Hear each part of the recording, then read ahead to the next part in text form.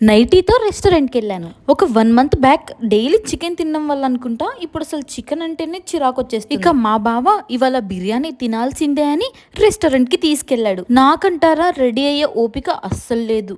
జుట్టుకి ఫుల్గా నూనెతో ఉన్నాను. ఇంకా ఏదైతే అదైందని నైటీతోనే రెస్టారెంట్కి వెళ్ళిపోయాను. మీరు కూడా చాలా కాన్ఫిడెంట్గా అది డ్రెస్ అని అనుకున్నారు కదా, కానే కాదు, అది నైట్. ఇంకా chicken dum biryani and chicken lollipops order పెట్టుకున్నాం. లాలీపాప్ బిర్యానీ అక్కడ అవైలబుల్ గా లేదని చెప్పారు. నా ఫేస్ చూస్తేనే అర్థమైపోయి ఉంటుంది ఎంత డిసప్పాయింట్ అయ్యాను. నెల రోజుల తర్వాత బిర్యానీ తింటే ఇంత వరస్ట్ టేస్ట్ ఎక్స్పీరియన్స్ చేస్తానని అస్సలు అనుకోలేదు. ఆ కాస్ట్ కి బిర్యానీ టేస్ట్ కి అసలు సంబంధమే లేదు. 100 రూపీస్ బిర్యానీ 150 రూపీస్ బిర్యానీ చాలా టేస్ట్ గా ఉంటుంది. దీనికన్నా 800 పెట్టి ఇంత వరస్ట్ బిర్యానీ తింటానని అస్సలు అనుకోలేదు. మళ్ళీ ఇంకో నెల వరకు బిర్యానీ ముట్టుకోకుండా చేసింది. అదంతా పక్కన పెట్టండి, నా నైటీ ఎలా ఉందో కామెంట్ చేయండి. అసలు ఆడవాళ్ళు నూనె పెట్టుకునే బయటికి వెళ్ళరు, అలాంటిది నేను నైటీతో వెళ్ళానంటే నా ధైర్యానికి చాలా మెచ్చుకోవచ్చు. నా వీడియోస్ నచ్చితే సపోర్ట్ చేయండి, నా ఛానల్ని సబ్స్క్రైబ్ చేసుకోండి.